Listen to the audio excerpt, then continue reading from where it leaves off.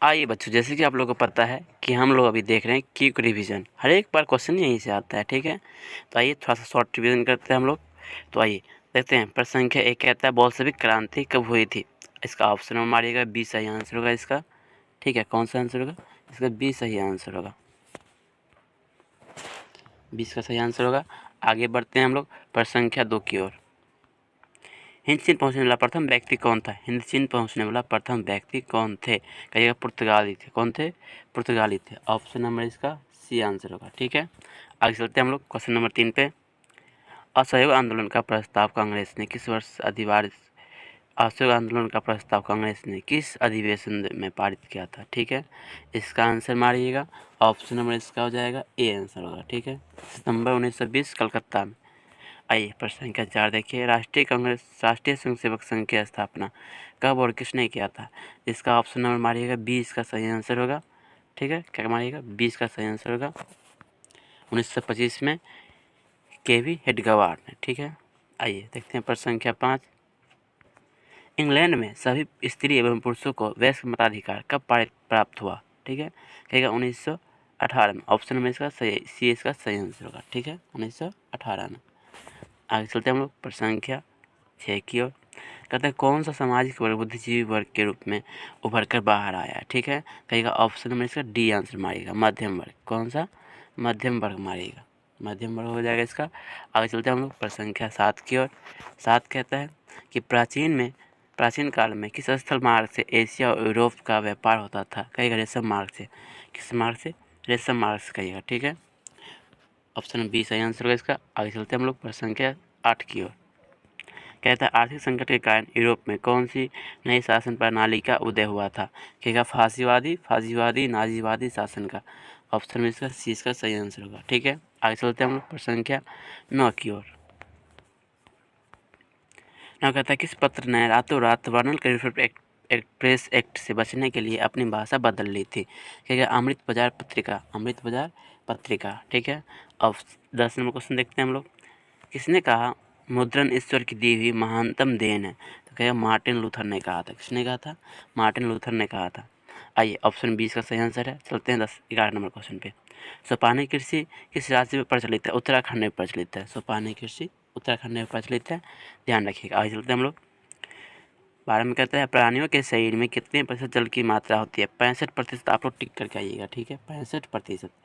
Option में सी इसका सही आंसर होगा। आगे देखते हैं वन संरक्षण एवं प्रबंधन की दृष्टि से वनों को कितने वर्गों में बांटा गया है? ठीक है, वर्गीकृत किया गया है। ऑप्शन में इसका सी आंसर बी मारिएगा, ठीक है ना। 3 वर्गों में। कितना वर्गों में? 3 वर्गों में बांटा गया है। आगे देखते हैं। कहता है एक एनजीओ वानिकी रिपोर्ट के अनुसार 1948 ईस्वी में विश्व में कितने हेक्टेयर भूमि पर वन का विस्तार था? इसका आंसर आप लोग मारिएगा, 20 का सही आंसर हो जाएगा, ठीक है। 400 करोड़ हेक्टेयर भूमि पर जो है वन का विस्तार था पूरा विश्व में। आइए देखते हैं प्रश्न संख्या 15। कहता है कि 1 टन इस्पात बनाने में मैग्नीशियम का उपयोग होता है। आप लोग मारिएगा 10 किलो। कितना? 10 kg, ध्यान रखिएगा। आगे चलते हैं हम लोग। कोयला का सर्वोत्तम प्रकार है, कहिएगा एंथ्रासाइट। क्या कहिएगा? एंथ्रासाइट हो जाएगा कोयला का सर्वोत्तम प्रकार। आगे देखिएगा इनमें से कौन सा उपभोक्ता उद्योग है? ठीक है, तो कहिएगा चीनी उद्योग है। क्या कहिएगा? चीनी उद्योग है, उपभोक्ता उद्योग है। भारतीय अंतर्राष्ट्रीय जलमार्ग अधिकरण का गठन कब हुआ था? इसका आंसर हो जाएगा 1986 में। क्या हो जाएगा? 1986 में हुआ था, ठीक है। आगे देखते हैं हम लोग प्रश्न संख्या 19। कहता है पाइराइट किस प्रकार का खनिज है? कहिएगा आधात्विक खनिज है। कैसा है? आधात्विक खनिज है। ऑप्शन 20 सही आंसर है। चलते हैं हम लोग प्रश्न संख्या 20 की ओर। 20 कहता है 2001 की जनगणना के अनुसार बिहार की नगरीय आबादी कितना था? आप लोग कहिएगा 10.5%। 10.5% लोग जो है बिहार के नगर में निवास करते थे। आगे देखते हैं हम लोग प्रश्न संख्या 21। कहता है निम्नलिखित व्यक्तियों में से कौन सा लोकतंत्र के रंगभेद के विरोधी नहीं था? कहिएगा जेड गुड्डी। क्या कहिएगा? जेड गुड्डी। ऑप्शन नंबर डी इसका सही आंसर है। आगे चलते हैं हम लोग प्रश्न संख्या 22 की ओर। सांप्रदायिकता राजनीतिक विकास। क्वेश्चन फिर से पढ़िएगा। सांप्रदायिकता राजनीतिक किस धारणा का आधारित है? तो कहिएगा ऑप्शन नंबर ए होगा इसका सही आंसर, ठीक है, कि एक धर्म दूसरे धर्म से श्रेष्ठ है, लोग यही कहते हैं, ठीक है। आगे चलते हैं हम लोग प्रश्न संख्या 23 की ओर। संघ सरकार का उदाहरण है। संघ सरकार का उदाहरण है? कहिएगा अमेरिका। क्या कहिएगा? अमेरिका। आइए चलते हैं हम लोग प्रश्न संख्या 24 की ओर।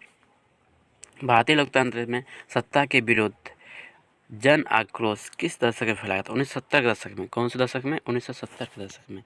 ठीक है, ध्यान रखिएगा। आगे देखते हैं हम लोग क्वेश्चन नंबर 25। देखिएगा हम लोग आगे 25 नंबर क्वेश्चन देखते हैं कि चिपको आंदोलन निम्नलिखित में किससे संबंधित है? आप लोग को सबको पता होना चाहिए चिपको आंदोलन जो है पेड़ बचाओ से संबंधित है। किससे? पेड़ बचाने से। आगे देखते हैं हम लोग क्वेश्चन नंबर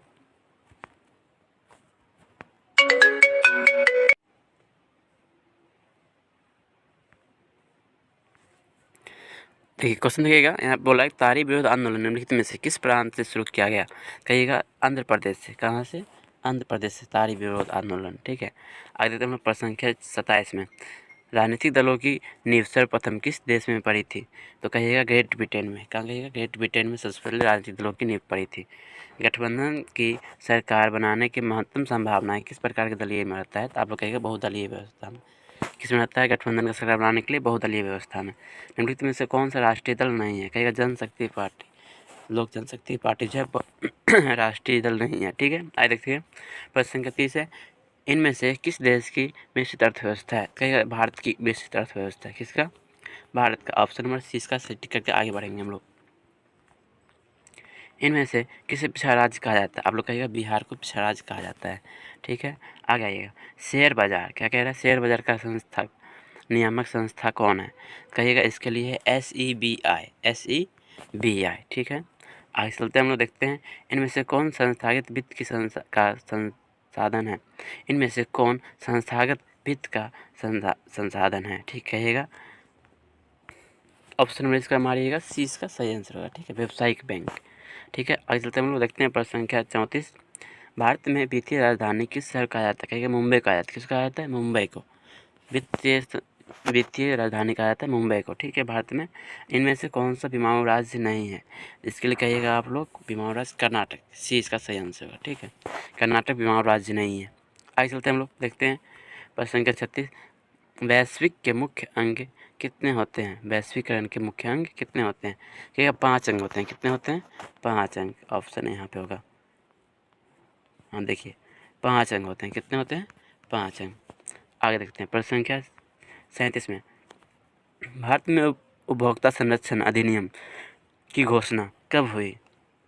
भारत में उपभोक्ता अधिनियम इसका आंसर हो जाएगा, आप लोग ध्यान रखिएगा, इसका ए होगा 1986 में। ठीक है, भारत में उपभोक्ता संरक्षण अधिनियम की घोषणा हुआ था 1986 में। आगे देखते हैं हम लोग प्रश्न संख्या 38 में स्वर्ण भूषणों की परिशुद्धता यानी सोना का जो है शुद्धता मापने के लिए हम लोग किसका उपयोग करते हैं?